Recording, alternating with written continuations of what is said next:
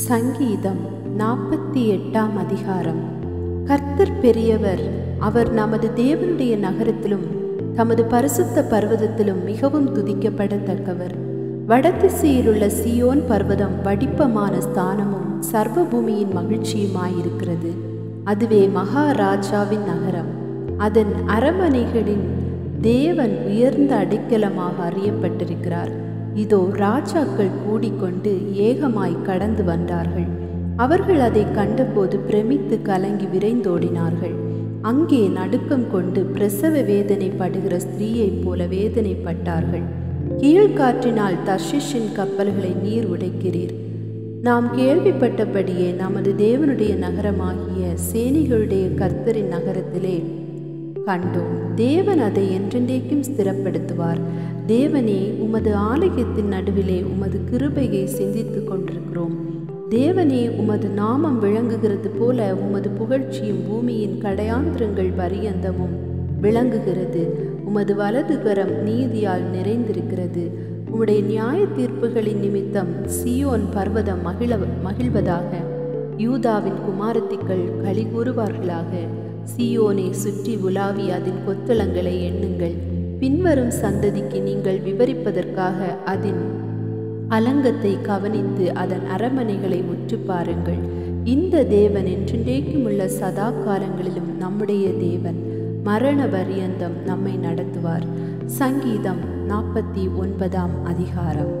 ஜனங்களே, நீங்கள் எல்லாரும் இதை கேளுங்கள். பூமியின் குடிகளே, சிறியோரும் பெரியோரும் ஐஸ்வர்யவான்களும் எளியவர்களும் ஆகிய நீங்கள் எல்லாரும் ஏகமாய் செவி கொடுங்கள். என் வாய் ஞானத்தை பேசும், என் இருதயம் உணர்வை தியானிக்கும். என் செவியை உவமை மொழிக்கு சாய்த்து என் மறைப்பொருளை சுரமண்டலத்தின் மேல் வெளிப்படுத்துவேன். என்னை தொடருகிறவர்களுடைய அக்கிரமம் என்னை சூழ்ந்து கொள்ளும் தீங்கு நாட்களில் நான் பயப்பட வேண்டியதென்ன? தங்கள் செல்வத்தை நம்பி தங்கள் திரளான ஐஸ்வர்யத்தினால் பெருமை பாராட்டுகிற ஒருவனாவது தன் சகோதரன் அழிவை காணாமல் இனி என்றைக்கும் உயிரோடு இருக்கும்படி எவ்விதத்தினாலாவது அவனை மீட்டு கொள்ளவும் அவன் நிமித்தம் மீட்கும் பொருளை தேவனுக்கு கொடுக்கவும் கூடாதே. அவர்கள் ஆத்தும மீட்பு மிகவும் அருமையாயிருக்கிறது. அது ஒருபோதும் முடியாது. ஞானிகளும் மரித்து அஞ்ஞானிகளும் நிர்மூடரும் ஏகமாய் அழித்து தங்கள் ஆஸ்தியை மற்றவர்களுக்கு வைத்து போகிறதை காண்கிறான். தங்கள் வீடுகள் நித்திய காலமாகவும் தங்கள் வாசஸ்தலங்கள் தலைமுறை தலைமுறையாகவும் இருக்கும் என்பது அவர்கள் உள்ளத்தின் அபிப்பிராயம். அவர்கள் தங்கள் நாமங்களை தங்கள் நிலங்களுக்கு தரிக்கிறார்கள். ஆகிலும் கனம் பொருந்தியவனாய் இருக்கிற மனுஷன் நிலைத்திருக்கிறதில்லை. அழிந்து போகிற மிருகங்களுக்கு ஒப்பாயிருக்கிறான். இதுதான் அவர்கள் வழி, இதுதான் அவர்கள் பைத்தியம். ஆகிலும் அவர்கள் சந்ததியார் அவர்கள் சொல்லை மெச்சிக்கொள்கிறார்கள். ஆட்டு மந்தையைப் போல பாதாளத்திலே கிடத்தப்படுகிறார்கள். மரணம் அவர்களை மேய்ந்து போடும். செம்மையானவர்கள் அதிகாலையில் அவர்களை ஆண்டு கொள்வார்கள். அவர்கள் தங்கள் வாசஸ்தலத்தில் நிலைத்திருக்க கூடாதபடி அவர்களுடைய ரூபத்தை பாதாளம் அளிக்கும்.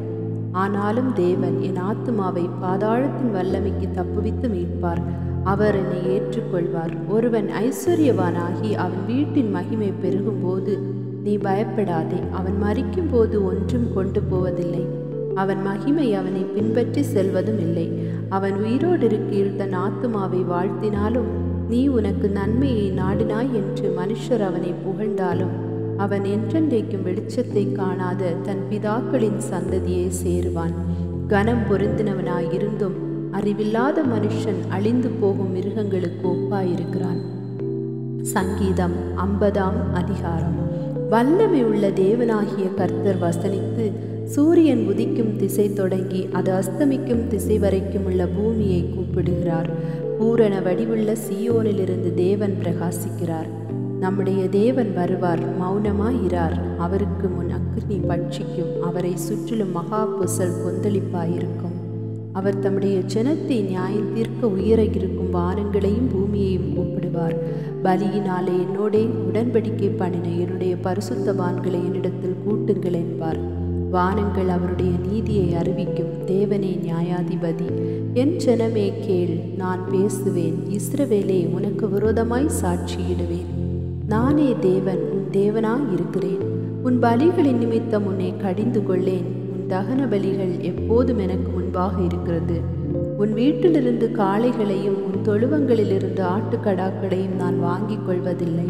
சகல காட்டு ஜீவன்களும் பர்வதங்களின் ஆயிரமாய் திரிகிற மிருகங்களும் என்னுடையவைகள். மலைகளில் உள்ள பறவைகளை எல்லாம் அறிவேன். வெளியில் நடமாடுகிறவைகளை எல்லாம் என்னுடையவைகள். நான் பசியாயிருந்தால் உனக்கு சொல்லேன், பூமியும் அதன் நிறைவும் என்னுடையவைகளே. நான் எருதுகளின் மாம்சம் புசித்து ஆட்டுக்கடாக்களின் இரத்தம் குடிப்பேனோ?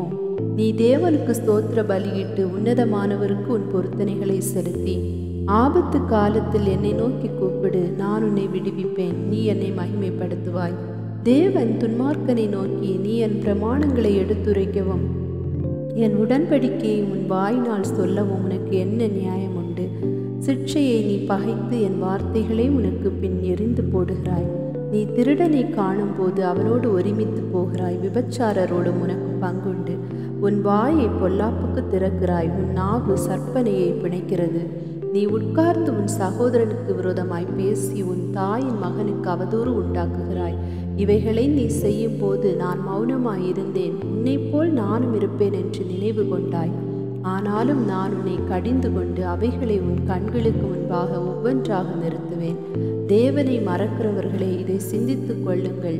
இல்லாவிட்டால் நான் உங்களை பீறி போடுவேன். ஒருவரும் உங்களை விடுவிப்பதில்லை. ஸ்தோத்திர பலியிடுகிறவன் என்னை மகிமைப்படுத்துகிறான். தன் வழியை செவ்வைப்படுத்துகிறவனுக்கு தேவனுடைய இரட்சிப்பை வெளிப்படுத்துவேன் என்று சொல்லுகிறார். சங்கீதம் 51ஆம் அதிகாரம். தேவனே, உமது கிருபையின்படி எனக்கு இறங்கும். உமது மிகுந்த இரக்கங்களின்படி என் மீறுதல்கள் நீங்க என்னை சுத்திகரியும். என் அக்கிரமம் நீங்க என்னை முற்றிலும் கழுவி என் பாவமறை என்னை சுத்திகரியும். என் மீறுதல்களை நான் அறிந்திருக்கிறேன். என் பாவம் எப்பொழுதும் எனக்கு முன்பாக நிற்கிறது. தேவரீர் ஒருவருக்கே விரோதமாக நான் பாவம் செய்து உமது கண்களுக்கு முன்பாக பொல்லாங்கானதை நடப்பித்தேன். நீர் பேசும்போது உம்முடைய நீதி விளங்கவும், நீர் நியாயம் தீர்க்கும் போது உம்முடைய பரிசுத்தம் விளங்கவும் இதை அறிக்கையிடுகிறேன். இதோ, நான் துர்க்குணத்தில் உருவானேன். என் தாய் என்னை பாவத்தில் கற்பம் தரித்தாள். இதோ, உள்ளத்தில் உண்மை இருக்க விரும்புகிறீர். அந்தகரணத்தில் ஞானத்தை எனக்கு தெரியப்படுத்துவீர். நீர் என்னை ஈசோப்பினாலே சுத்திகரியும். அப்பொழுது நான் சுத்தமாவேன். என்னை கழுவி அருளும். அப்பொழுது நான் உறைந்த மழையிலும் வெண்மையாவேன். நான் சந்தோஷமும் மகிழ்ச்சியும் கேட்கும்படி செய்யும். அப்பொழுது நீர் நொறுக்கின எலும்புகள் களிகூரும். என் பாவங்களை பாராதபடிக்கு நீர் உமது முகத்தை மறைத்து என் அக்கிரமங்களை எல்லாம் நீக்கி அருளும். தேவனே, சுத்த இருதயத்தை என்னிலே சிருஷ்டியும்.